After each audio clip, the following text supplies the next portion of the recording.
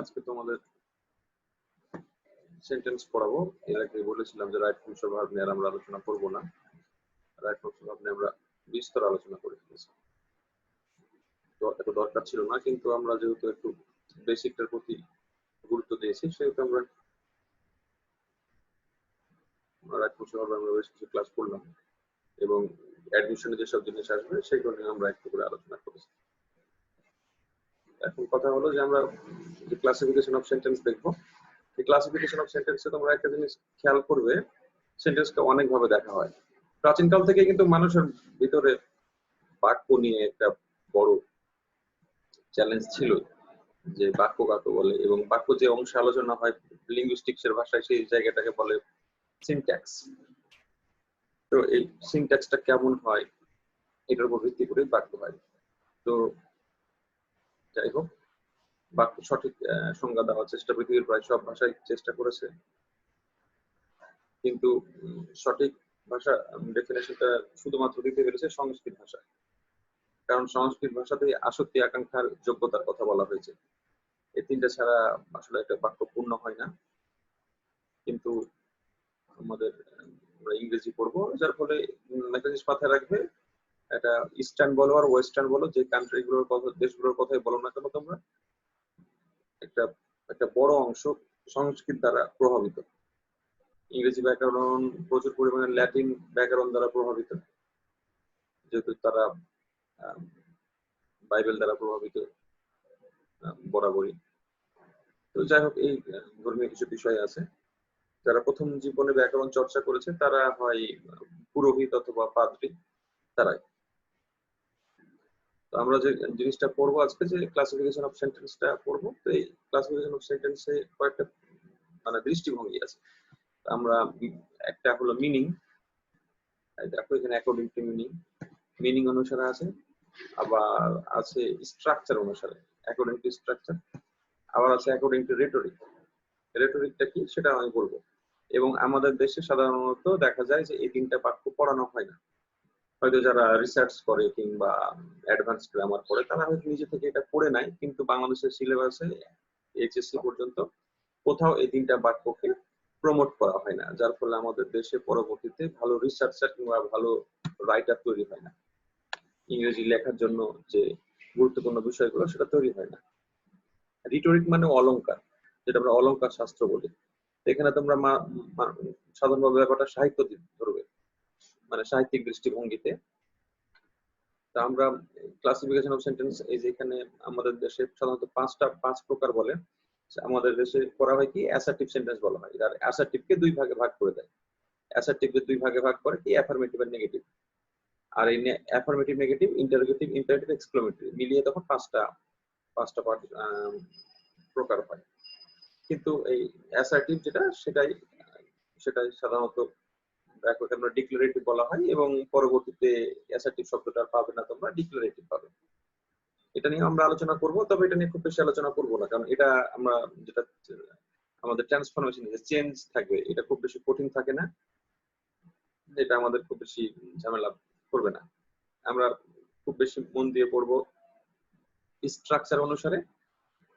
একটা বাক্য একই সাথে মিনিং অনুসারে হবে, আবার একই সাথে স্ট্রাকচার অনুসারে হবে না, আবার একটা আছে রিটরিক অনুসারে হবে। আমরা আপাতত স্ট্রাকচারটা দিয়ে শুরু করব, এগুলো আমরা আলোচনা করব। তবে আমি রিটরিকটা এই তিনটা বাক্য আমি পড়াবো আজকে, হয়তো না এরপরের ক্লাসে। এটা মনে হয় 4-5টা ক্লাস হয়তো এটা এই টপিকের উপর নিব, বা তারও কিছু বেশি। এটা খুবই কাজে দিবে তোমাদের, আমাদের যেমন পরবর্তীতে আমরা যারা ভালো করতে চাই রিডিং, রাইটিং কিংবা স্পিকিং এর ক্ষেত্রে, সেই জায়গা থেকে আমাদের এই বাক্যগুলো খুবই গুরুত্বপূর্ণ।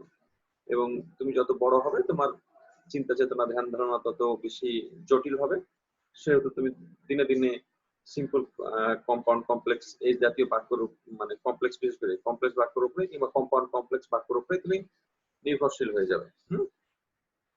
পরবর্তীতে আর চাইলেও তুমি খুব বেশি সাধারণ বাক্য ব্যবহার করতে পারবে না। আর সাধারণ বাক্য এত ওভার সিম্পলিফিকেশন করে লেখা হয়, যার ফলে মানে রিসার্চের পর্যায়ে যে খুব বেশি গুরুত্ব থাকে না। আমাদের দেশে এইচএসসি লেভেল পর্যন্ত আমাদের যা পড়ানো হয়, পরবর্তীতে উচ্চতর ডিগ্রি নিতে যে এই প্রদান করে, শুধুমাত্র আমাদের এই ব্যাকরণের অবস্থা খারাপ বলে। প্রচুর পরিমাণে রিসার্চ আর্টিকেল লিখতে হয় তোমাদের অনার্স মাস্টার্স হওয়ার পর। যারা সাধারণত শিক্ষাতে উচ্চতর ডিগ্রি নিতে চায়, বিশেষ করে এমফিল পিএইচডি, আমাদের মতো যারা পিএইচডি হোল্ডার আছে, মানে ক্যান্ডিডেট আছে যারা, কিংবা যারা এমফিল হোল্ডার আছে, তারা এইভাবে এগুলো করতে চায়, কিন্তু ওখানে করতে যে দেখা যায় যে আমাদের পূর্ববর্তী নলেজ গুলো খুব বেশি কাজে আসে না, হঠাৎ করে নতুন করে সবকিছু শুরু করতে হয়, যার ফলে আমরা এগুলো খুব মন দিয়ে এটা আমরা করবো, করে যাব। আমরা প্রথমে এটা দেখবো, আমরা স্ট্রাকচার অনুসারে তিন প্রকার, সিম্পল, কম্পাউন্ড আর কমপ্লেক্স। আমরা এই তিনটা বাক্য আলোচনা করব। আর এই কম্পাউন্ড কমপ্লেক্স থেকে আবার আরেকটা বাক্য সৃষ্টি হয়, সেটা হলো কম্পাউন্ড কমপ্লেক্স। এটা কি, এটা আমরা আলোচনা করব। আর কমপ্লেক্স বাক্যের মধ্যে কি লাগে, কম্পাউন্ডের ভিতরে কি লাগে, সিম্পলের মধ্যে কি লাগে, এই জিনিসগুলো আমরা ডিটেইলস আলোচনা করতে যাব। আমরা সাধারণত এগুলো বোর্ডে আলোচনা করব। তারপরে সাবনেট মার্কার আছে, আমরা সাবনেট মার্কার গুলো দেখবো। এই জাতীয় সাবনেট কনজাংশন, সাবনেট কনজাংশন গুলোকে আমরা সাবনেট মার্কার বলবো। আর মানে এটা হওয়ার পর আমরা তখন পরবর্তী বিষয়গুলো আলোচনা করবো। তো আমরা এখন বোর্ডে যাব। বোর্ডে যে আমরা সিম্পল, কমপ্লেক্স, কম্পাউন্ডের এই বিষয়টা আমরা প্রথম থেকে আলোচনা করব।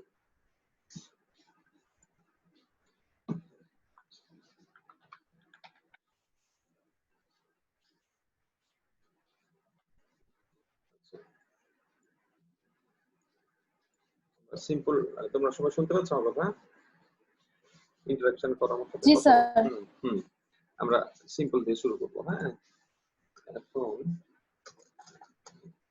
এখানে তোমরা দেখবে সিম্পল সেন্টেন্সে আমরা কি কি থাকে এটা নিয়ে আমরা আলোচনা করব, এবং সিম্পল বাক্যটা কি একটা জিনিস, এটা মানে খুব সাধারণভাবে বুঝে নেব। তারপর আমরা স্ট্রাকচার গুলো দেখবো। আমাদেরকে সাধারণত দেখবে ডেফিনেশনে শেখানোর সময় একটা ভার্ব বারবার করে জোর দেওয়া হবে, সেটা হলো ফাইনাইট ভার্ব। সিম্পল সেন্টেন্সে একটা ফাইনাইট ভার্ব থাকবে। কিন্তু আমি তো তোমাদের প্রথমে পড়িয়েছিলাম, মনে আছে তোমাদের, যে ভার্ব দুই প্রকার, তাই না? ভার্ব দুই প্রকার, একটা হলো ফাইনাইট, একটা নন ফাইনাইট। এই নন ফাইনাইট আর নন ফাইনাইট, এই দুইটা খেয়াল করার চেষ্টা করো। যে সিম্পল সেন্টেন্সে আমরা দেখবো যে ফাইনাইট ভার্ব থাকবে, আবার এবং নন ফাইনাইট ভার্ব আলোচনা করব না। এর আগে আমরা জিরান পার্টিসিপল ইনফিনিটিভ কিছুটা আলোচনা করেছি আমরা রাইট ফর্মস অফ ভার্ব করতে যে। তো তাহলে আবার দেখো ফাইনাইট ভার্বটা ঘুরে আসছে। তো আমরা ভার্ব প্রথমত দুই প্রকার, ফাইনাইট আর নন ফাইনাইট। ফাইনাইট ভার্ব আবার দুই প্রকার, কি কি বলতো? Principal and auxiliary.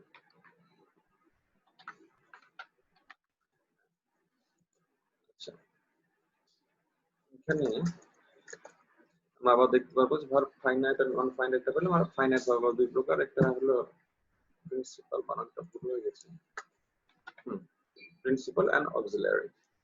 এখন তাহলে যদি প্রিন্সিপাল অক্সিলিয়ারি দুটোই ফাইনাইট ভার্ব, তার মানে যে কোনো সেন্টেন্স যদি আমরা এভাবে একটা লিখি যে হি ইজ গোইং টু স্কুল। আচ্ছা, আমি তোমাদের একটা জিনিস শিখিয়েছিলাম কিনা বলো তো?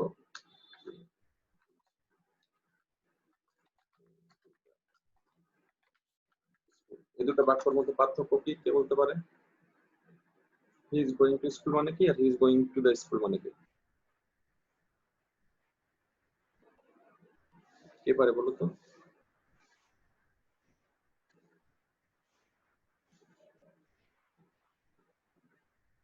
বলো, কেউ তো কথা বলছো না।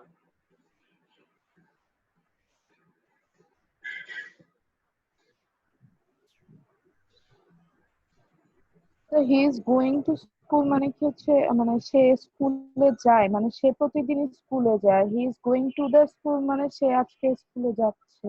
মানে কি প্রতিদিন যায় না? প্রতিদিন যায় না ও, তাই না? এরকম কিছু আর কিছু একটা হয়তো। হ্যাঁ, আচ্ছা, আর কেউ কিছু বলবে? হুম? আর কেউ কিছু বলবে?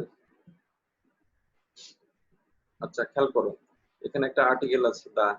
এটাই এটাই এটাই তোমাদের পার্থক্য করে দিবে। যখন he is going to school মানে সে স্কুলে পড়তে যাচ্ছে। He is going to school মানে সে স্কুলে পড়তে যাচ্ছে, মানে সে স্টুডেন্ট। আর he is going to the school মানে সে স্কুলে কোনো কাজে যাচ্ছে অথবা পড়াতে যাচ্ছে। ক্লিয়ার? এটা he is going to school মানে স্টুডেন্ট স্কুলে যাচ্ছে, আর he is going to the school মানে টিচার স্কুলে যাচ্ছে। বুঝতে পেরেছো? স্টুডেন্ট গেলে কি এরকম বলা যায় না? না, স্টুডেন্ট বলা গেলে এ দা বলা যাবে না। বোঝা গেল? শুধুমাত্র টিচার কিংবা অথরিটি কিংবা ইন্সপেক্টর কিংবা মানে অফিসিয়াল কাজে যারা যাবে তারাই শুধু দা ব্যবহার করবে। হুম? তার মানে যখন স্টুডেন্ট যাবে তখন হি ইজ গোয়িং টু স্কুল, কারণ আমি স্কুলে যাচ্ছি। ক্লিয়ার? আচ্ছা, খেয়াল করো, এই যে হি ইজ গোয়িং টু স্কুল, এখানে দেখো হি সাবজেক্ট আছে, ইজ আছে অক্সিলারি ভার্ব, আর গোয়িং আছে প্রিন্সিপাল ভার্ব। তাহলে এটা একটা, আমরা এখানে দেখছি যে ফাইনাইট ভার্ব আছে। ফাইনাইট ভার্ব দুটোই আছে, একটা প্রিন্সিপাল আছে, একটা অক্সিলারি আছে।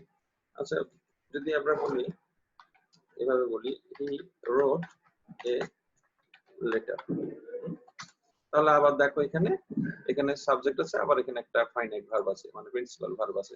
তাহলে এই জাতীয় বাক্যগুলো সবগুলো হলো সিম্পল সেন্টেন্স। হুম? একটা জিনিস মাথায় রাখবে, সিম্পল সেন্টেন্সে কখনো কোনো কনজাংশন থাকবে না। মনে থাকবে, সিম্পল সেন্টেন্সে কোনো কনজাংশন থাকবে না। মনে থাকবে, সিম্পল সেন্টেন্সে যেটা থাকতে পারে সেটা হলো, এই জিনিসটা মাথায় রাখবে, সিম্পল সেন্টেন্সে থাকবে ফ্রেজ, কিন্তু কোনো কনজাংশন থাকবে না। আর সাবনেট কনজাংশন একটা বড় লিস্ট আছে, সেটা আমি দেখাবো তোমাদের একটু পর। একটু দেখালাম, আবার কিছু আলোচনা করতে। এটা হলো আমাদের সিম্পল সেন্টেন্সের প্রাথমিক প্রাথমিক ধারণা। এবার অনেকে আবার স্ট্রাকচার দিয়ে করতে চায়, সাধারণত স্ট্রাকচার দিয়ে গ্রামার শেখায়, এটা খুব বেশি ফলপ্রসূ হয় না। তারপরেও এইভাবে কেউ লিখতে চাও তো এইভাবে লিখতে পারো, সাবজেক্ট প্লাস ফাইনাইট ভার্ব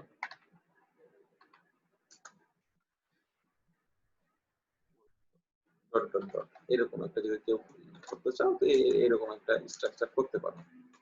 তাছাড়া সিম্পল সেন্টেন্সের এভাবে আর স্ট্রাকচার হবে না। ফাইনাইট ভার্ব বলতে অবশ্যই প্রিন্সিপাল ভার্ব থাকবে, আর প্রিন্সিপাল ভার্বের পরে সাথে এক্সট্রা অক্সিলারি ভার্ব থাকতে পারে, তবে একটা হবে মাত্র। হুম? একাধিক হবে না। আর একাধিক হলে কারণ কনজাংশন দিতে হবে, কনজাংশন দিলে সেটা হয় কম্পাউন্ড হয়ে যাবে অথবা কমপ্লেক্স হয়ে যাবে। এটা হলো সিম্পল সেন্টেন্সের ধারণা। কি ব্যাপারটা বুঝতে পেরেছো? এটা ফ্রেজ থাকতে পারে, কিন্তু বাক্যে আর অনুচ্চ থাকবে না। যেমন এখানে মনে করো হি ইজ গোয়িং টু স্কুল, এটা হলো অ্যাডভার্ব আছে, অ্যাডভার্ব অফ ডিরেকশন টু স্কুলটা। আচ্ছা, এবার আমরা কমপ্লেক্স সেন্টেন্সটা আলোচনা করব, কিন্তু কমপ্লেক্স সেন্টেন্স আলোচনা করার সময় আমি বলে দিই, কমপ্লেক্স সেন্টেন্স আলোচনা করতে যে আমাদের যে আইডিয়াটা আসবে সেটার নাম হলো ক্লজ। যে আইডিয়াটা আসবে সেটার নাম হলো ক্লজ। আমাদের এখন ক্লজটা কি আমরা একটু আলোচনা করব। ক্লজ প্রথমত দুই প্রকার। ক্লজ প্রথমত দুই প্রকার, একটা হলো প্রিন্সিপাল ক্লজ, আর একটা হলো সাবঅর্ডিনেট ক্লজ। ক্লজ দুই প্রকার, প্রিন্সিপাল ক্লজ, সাবঅর্ডিনেট ক্লজ। আমরা এইখানে শুধুমাত্র সাবঅর্ডিনেট ক্লজ নিয়ে আলোচনা করব, কিন্তু প্রিন্সিপাল ক্লজটা কি এটা জানা দরকার। একটা জিনিস মাথায় রাখবে, যে কোনো সিম্পল সেন্টেন্সই প্রিন্সিপাল ক্লজ, অথবা principal clause equal to simple sentence.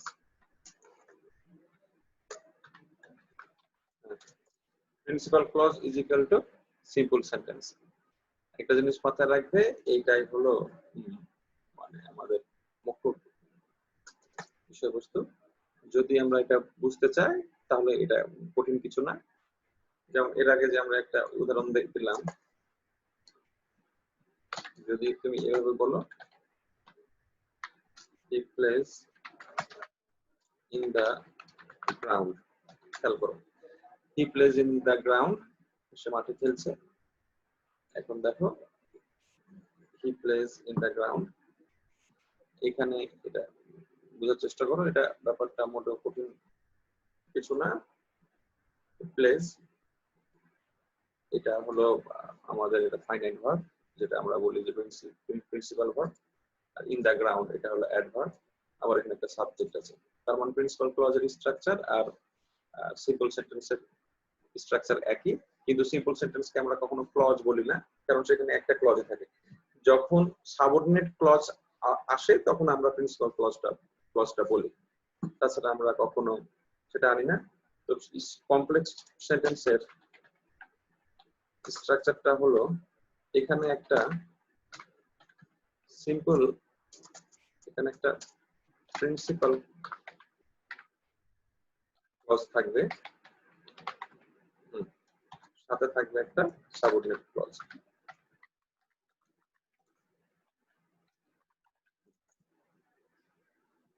তাহলে দেখো প্রিন্সিপাল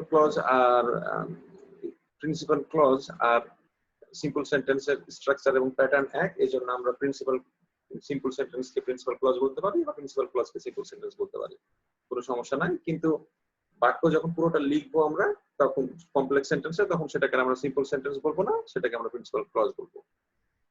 তো প্রিন্সিপাল ক্লজ আর সাবঅর্ডিনেট ক্লজটা কি এটা আমি একটু করো। he had won the match, এইখানে দেখো তো এই বাক্যটা, তোমরা একটু কথা বলো, এইখানে এই বাক্যটা কি কমপ্লিট মিনিং দিচ্ছে he had won the match?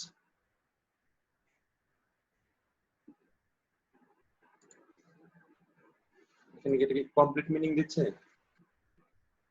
মিনিংটা কি clear? he had won the match,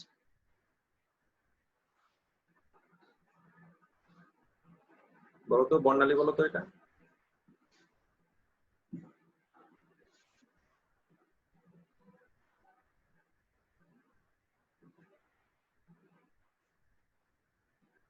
Farhana,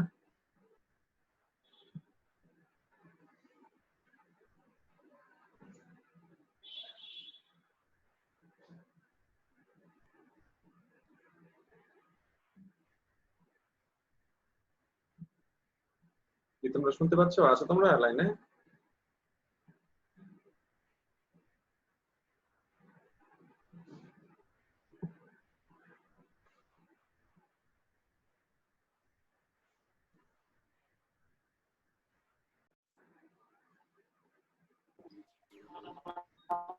আচ্ছা, নেটে কি আমার সমস্যা হচ্ছে না সব?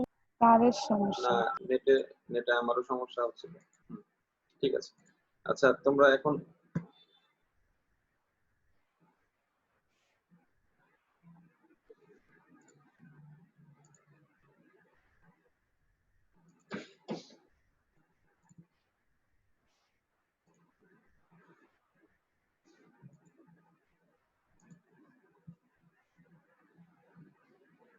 হ্যালো, তোমরা কি শুনতে পাচ্ছ?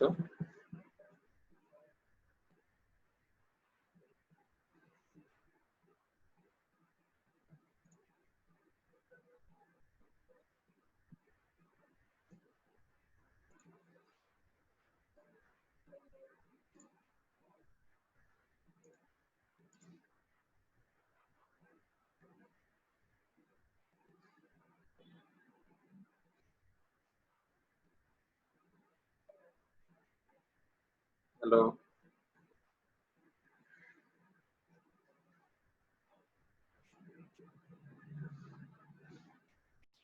আচ্ছা ঠিক আছে, আমরা আবার হোয়াইট বোর্ডে চলে যাই। আমরা যেটা বলছিলাম, আমরা কমপ্লেক্স সেন্টেন্সটা নিয়ে আবার একটু আলোচনা করব।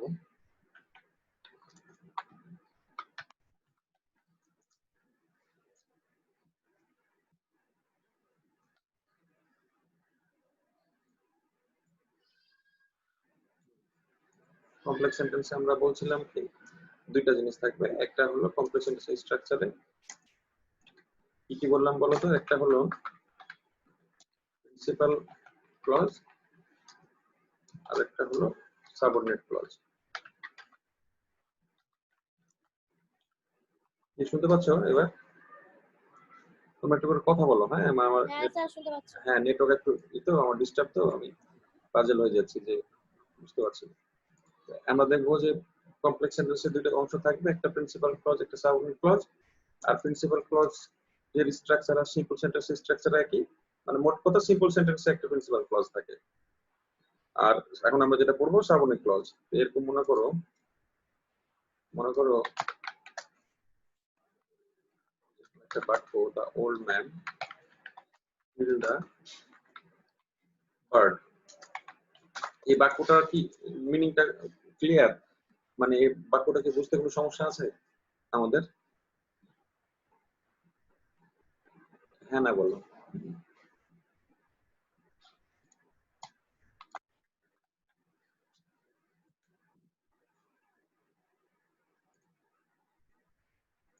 কিন্তু আমি এটা বলি, since the old man kill the bird.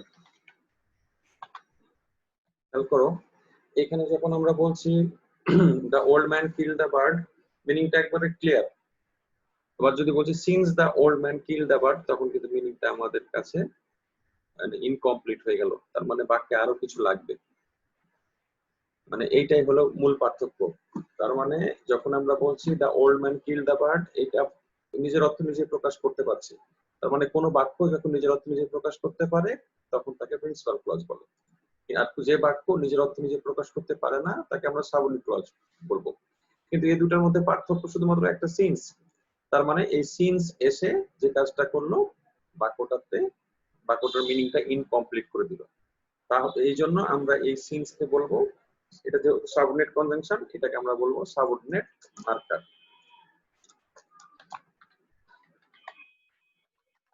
Subordinate marker.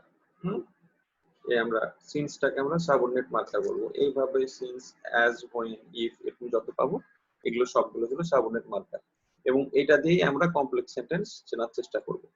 তাহলে যদি আমরা বলি since the old man kill the bird, এটা তো ইনকমপ্লিট হয়ে গেল, কিন্তু এটা একটা subordinate clause.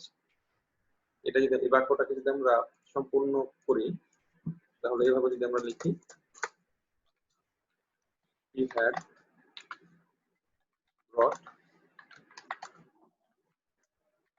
bad luck to the cruise। এখানে এই বাক্যটা খেয়াল করো, এখানে দুটো অংশ, একটা হলো since the old man kill the bird, এটা একটা, এই অংশটা খেয়াল করো, এখানে since the old man kill the bird এটা একটা অংশ, আবার he had brought bad luck to the cruise এটা একটা অংশ।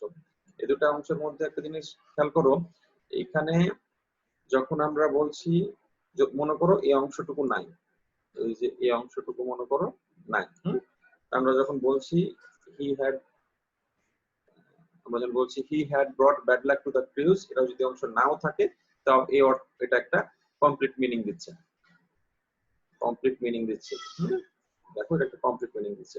তাহলে he had brought bad luck to the cruise, তাহলে এইখানে এই অংশটা হলো আমাদের প্রিন্সিপাল ক্লজ। তাহলে এই বাক্যে আমরা দেখলাম একটা প্রিন্সিপাল ক্লজ আছে, একটা সাবঅর্ডিনেট ক্লজ আছে।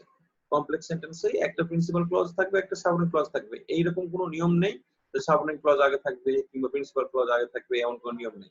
একটা বাক্যে অ্যাট লিস্ট একটা সাবঅর্ডিনেট ক্লজ থাকবে, আর একটা প্রিন্সিপাল ক্লজ থাকলে সেটাকে আমরা কমপ্লেক্স সেন্টেন্স বলবো। এবং ট্রান্সফরমেশনের ক্ষেত্রে কমপ্লেক্সকে আমরা যখন সিম্পল করব এবং কমপ্লেক্সকে যখন কম্পাউন্ড করব, বেশিরভাগ ক্ষেত্রে দুই একটা হয়তো ব্যতিক্রম হবে, বেশিরভাগ ক্ষেত্রে যে জিনিসটা হবে যে শুধুমাত্র এই অংশটা, এই সাবঅর্ডিনেট ক্লজ অংশটাই পরিবর্তিত হবে, আমরা এই প্রিন্সিপাল ক্লজকে টাচও করব না। ম্যাক্সিমাম ক্ষেত্রে যেটা হবে যে প্রিন্সিপাল ক্লজকে টাচ করা লাগবে না। তবে কিছু তো আলাদা নিয়ম আছে, কিছু এক্সেপশন আছে, সেই ক্ষেত্রগুলো বাদে প্রাথমিকভাবে আমাদের শুধুমাত্র টার্গেট করতে হয় আমাদের সাবঅর্ডিনেট ক্লজকে। তাহলে আমরা কমপ্লেক্স সেন্টেন্স আমরা দেখতে পাই যে প্রিন্সিপাল ক্লজ থাকছে আর সাবঅর্ডিনেট ক্লজ থাকছে। তারপরে মনে করি এরকম যদি একটা এরকম ভাবে যদি একটা আরেকটা বাক্য লিখি, when I was a boy, when I was a boy, I was very naughty. এখানে এখন বলো তো, একজন বলো, এখানে বলো, যে কেউ একজন বলো যে এই বাক্যে প্রিন্সিপাল ক্লজ কোনটা আর সাবঅর্ডিনেট ক্লজ কোনটা, বলো, যে কেউ একজন বলো। I was very naughty. এটা হচ্ছে এটা কি? প্রিন্সিপাল। এটা প্রিন্সিপাল ক্লজ। আর সাবঅর্ডিনেট হচ্ছে when I was a boy। সুন্দর হয়েছে। তাহলে when I was a boy, এটা হলো কমপ্লেক্সের আইডিয়া। আর আমাদের আরেকটা আইডিয়া আছে, সেটা হলো কম্পাউন্ডের। আমরা ডিটেইলস করব এবং অনেক কঠিন ট্রান্সফরমেশন আছে, সেগুলো আমরা করব। আমরা শুধুমাত্র পরীক্ষায় পাস করার জন্য করব না, আমরা তারপরে তো বোর্ডের কোশ্চেন গুলো সলভ করব। এটা নিয়ে তো আমাদের কোনো নেই, ডাউট নেই, কিন্তু আস্তে আস্তে আমরা এগুলো শিখে যাব। এবং বেশ কিছু হায়ার বুকস যেগুলো আমাদের পরবর্তীতে তোমাদের যারা হয়তো আইবিএর প্রিপারেশন নিচ্ছ কিংবা বিবিএর প্রিপারেশন নেওয়ার প্ল্যান করছো ঢাকা বিশ্ববিদ্যালয়ের জন্য, কিংবা যারা বাইরে যেতে চাও, ভালো বিশ্ববিদ্যালয়গুলোতে পড়ার ইচ্ছা আছে, তাদের জন্য এগুলো খুবই হেল্পফুল হবে। আচ্ছা, তাহলে আমরা এটা বোর্ডটা ক্লিয়ার করে দিই। এখন আমরা যেটা বলবো কম্পাউন্ড সেন্টেন্স আমরা বলবো।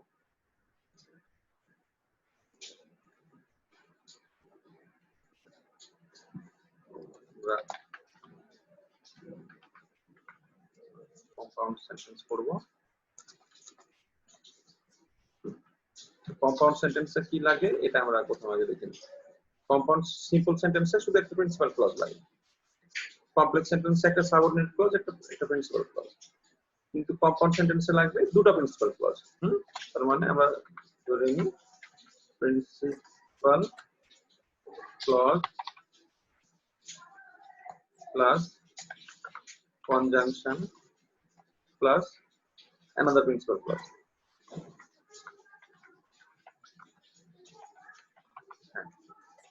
তাহলে আমি একটা জিনিস বলেছিলাম যে সিম্পল সেন্টেন্স থেকে কম্পাউন্ড আর কমপ্লেক্সকে শুধু পার্থক্য করবে কনজাংশন। জিনিসটা খেয়াল করে দেখো, এখানে আমরা এর আগে দেখলাম আমরা সাবঅর্ডিনেট কনজাংশন, আমরা এখানে দেখবো আমরা কনজাংশন। তার মানে তুমি দেখো এখানে দুটো প্রিন্সিপাল ক্লজ, তার মানে যদি কনজাংশন তুমি না দাও তাহলে কিন্তু, যদি দুটোই ফুল স্টপ দিয়ে লেখো বাক্য কিন্তু সমস্যা নাই, বা কিন্তু বাক্য তখন দুটো সিম্পল হবে। কিন্তু দুটো সিম্পল সেন্টেন্সকে যদি তুমি এক জায়গাতে যুক্ত করতে চাও সেগুলো তখন ক্লজ হয়ে যাবে, এবং যুক্ত করতে হলে কনজাংশন দিয়ে করতে হবে। একটা উদাহরণ দাও তো, এন্ড দিয়ে একটা উদাহরণ দাও তো, তোমরা পারো নাকি কেউ? একটা এন্ড দিয়ে একটা উদাহরণ দাও সেন্টেন্সে।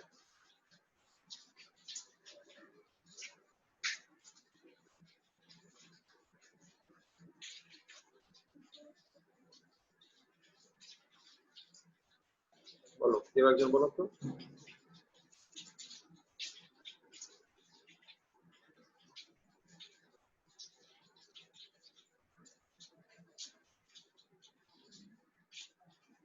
পারবে?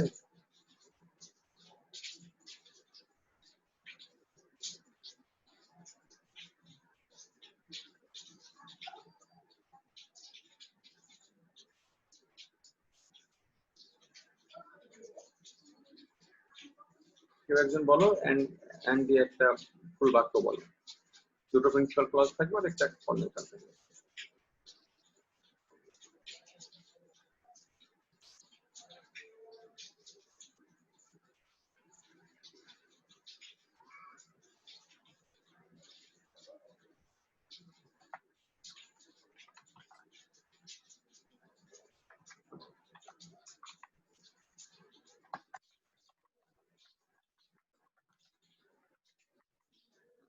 একটু খেয়াল করো, I was a kid and I was very naughty. এখানে তোমরা খেয়াল করে দেখো দুটো অংশ। আই ওয়াজ এ কিড, এটা একটা আমাদের প্রিন্সিপাল ক্লজ। এখানে যদি তুমি বাক্যের ফুল স্টপ দিয়ে দাও কোনো সমস্যা নেই। আবার যদি তুমি আই ওয়াজ ভেরি নটি, এখানে একটা এটা আলাদা করে লেখো। তার মানে আই ওয়াজ এ কিড এটাও একটা সম্পূর্ণ অর্থ প্রকাশ করে, আই ওয়াজ ভেরি নটি এটাও সম্পূর্ণ অর্থ প্রকাশ করে, কিন্তু মাঝে একটা কনজাংশন আছে। তাহলে জাতীয় বাক্যকে আমরা কম্পাউন্ড সেন্টেন্স বলবো। কিন্তু কম্পাউন্ড সেন্টেন্সের ক্ষেত্রে যদি ফুল স্টপ দিয়ে দাও এখানে কোনো সমস্যা নাই। হ্যাঁ। এখানে যদি ফুল স্টপ দিয়ে দাও কোনো সমস্যা নাই, কিন্তু আমরা সাধারণত এটা করব না, কারণ কনজাংশন আরো অনেক টাইপের আছে, সেগুলো আমরা শিখবো। তাহলে এটা হলো আমাদের কম্পাউন্ড সেন্টেন্স। প্রাথমিকভাবে কম্পাউন্ড সেন্টেন্সের ধারণা এটা।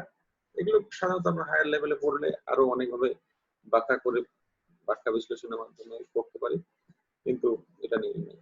আমরা এরপর একটু আমরা 5-7 মিনিট পর আমরা একটু রেখে দিয়ে আবার 5 মিনিট পর ব্যাক আসবো, তখন আবার আমরা কিছু আইডেন্টিফিকেশন করবো।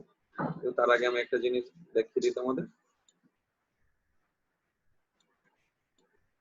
সেটা হলো আমরা যে অ্যাকর্ডিং টু স্ট্রাকচারে, যদি কেউ তোমাদের অ্যাকর্ডিং টু স্ট্রাকচার সেন্টেন্স কত প্রকার বলে, তাহলে তোমরা 3 প্রকার বলবে: সিম্পল, কম্পাউন্ড, কমপ্লেক্স। সিম্পল সেন্টেন্সে বলে দিবে যে একটা প্রিন্সিপাল ক্লজ থাকে, প্রিন্সিপাল ক্লজকে ইন্ডিপেন্ডেন্ট ক্লজও বলে। আর যদি কেউ বলে যে কম্পাউন্ড সেন্টেন্স কাকে বলে, তখন বলবে দুইটা সিম্পল সেন্টেন্সের জয়েনিং যখন হয়ে যাবে তখন সেটা হলো কম্পাউন্ড সেন্টেন্স। আর কমপ্লেক্স হলো একটা প্রিন্সিপাল ক্লজ, একটা সাবঅর্ডিনেট ক্লজ। সাবঅর্ডিনেট ক্লজকে ডিপেন্ডেন্ট ক্লজও বলে। আর প্রিন্সিপাল আর এই ক্লজকে মেইন ক্লজও বলে, আবার ইন্ডিপেন্ডেন্ট ক্লজও বলে।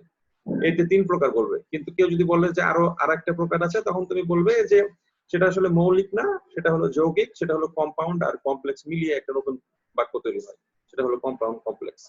আর কম্পাউন্ড কমপ্লেক্সের এখানে একটা আবার ডেফিনেশনটা লেখা আছে, এখানে দেখো যে 2 মোর ইন্ডিপেন্ডেন্ট ক্লজ, মানে দুইটা প্রিন্সিপাল ক্লজ থাকতে পারে, হ্যাঁ, আবার একটা সাবঅর্ডিনেট ক্লজ থাকতে পারে, এবং একটা কনজাংশন থাকবে। এইভাবে একটা কম্পাউন্ড কমপ্লেক্স দাঁড়াবে। এই উদাহরণগুলো আমি অনেক উদাহরণ দেবো, কোনো সমস্যা নাই। কিন্তু কমপ্লেক্স সেন্টেন্স চেনার জন্য আমাদের এই সাবঅর্ডিনেট কনজাংশন গুলোকে চিনতে হবে। আর ট্রান্সফরমেশন করার সময় এগুলো দেখে আমরা বুঝবো, এবং এগুলো বাদ যাবে, এবং এই সাথে কিছু আমাদের রুলস অ্যাড হবে। খুব বেশি রুলস না, কিন্তু কিছু রুলস অ্যাড হবে, সেগুলো আমরা বুঝে বুঝে যাবো। তোমার আফটার অল, তো এখানে বেশ কিছু আছে, এটা ছাড়াও আরো কিছু আছে, কিন্তু সেগুলোই আমি ম্যানেজ করেছি, যেগুলো তোমাদের বারবার এক্সামে আসবে। আমরা কিন্তু এই যে আনটিল, টিল, এই ব্যবহারগুলো, আবার এখানে ইফ, এই ব্যবহারগুলো আমরা পড়েছি।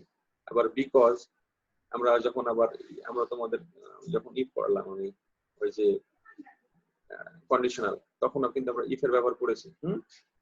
আর আফটার বিফোর দিয়েও হয়, কিন্তু আমাদের বাংলাদেশের এক্সামে সাধারণত আমরা এইচএসসি তে দেখি যে আফটার বিফোর দিয়ে খুব বেশি সাবঅর্ডিনেট কনজাংশন দিয়ে এক্সামের ট্রান্সফরমেশন থাকে না। শুধুমাত্র আমাদের টার্গেট করেই নেয় এই যে দো, although, that, so that, since, where, whether, হোয়েনেভার, এই টাইপের জিনিসগুলো, হোয়াই, এই জিনিসগুলো নিয়ে আমাদের সাবঅর্ডিনেট কনজাংশন করা হয়। আচ্ছা, তোমাদের কোনো কোয়েশ্চেন আছে বলো তো? এখন পর্যন্ত কোনো কোয়েশ্চেন থাকলে করো, সেটা একটু বুঝাই দিয়ে আমি একটু 5-7 মিনিটের ব্রেক দিই, দিয়ে আবার আমরা আইডেন্টিফিকেশন অফ সেন্টেন্সে চলে যাব। হ্যাঁ, বলো, কোনো কোয়েশ্চেন আছে?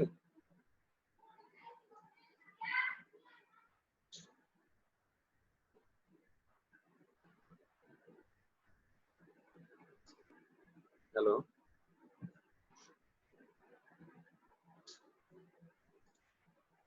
বলছি তোমাদের কোনো কোয়েশ্চেন থাকলে করো, না তো আমরা এখন একটু কেটে দিই, দিয়ে 5-7 মিনিট পর অ্যাড হবো। হ্যাঁ,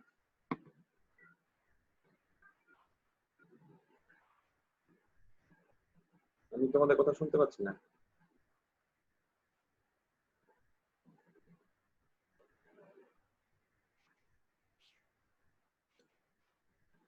আচ্ছা, আমি এটা এখন কেটে দিচ্ছি, তোমরা 5 মিনিট পরে আবার অ্যাড হও।